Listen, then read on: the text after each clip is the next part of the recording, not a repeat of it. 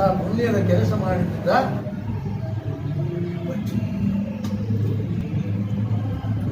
ದೊಡ್ಡ ಅನ್ಯಾಯ ಮಾಡಿದೆ ನಮ್ಮ ಪಾಟಿ. ದೇವರವರಿಗೆ ಒಳ್ಳೆ ಬುದ್ಧಿ ಕೊಡ್ಲಿ ಅಂತ ಹೇಳಿ ಕೇಳುದು. ಕೊಡೋದಕ್ಕೆ ಕಲಿಸ್ತಾನೆ ನೀವು ನಾವು ಏನು ಮಾಡಲಿಕ್ಕೆ ಆಗುತ್ತೆ. ಇದು ನಾನು ಇವರಿಗೆ ಮಾತ್ರ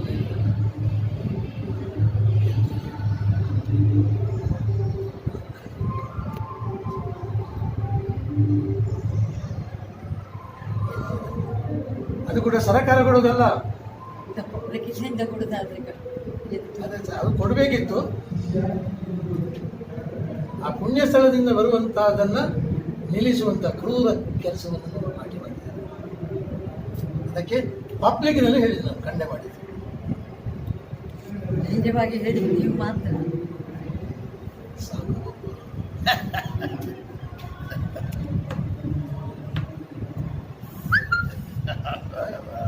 ಅದು ಒಳ್ಳೆ ಸರ್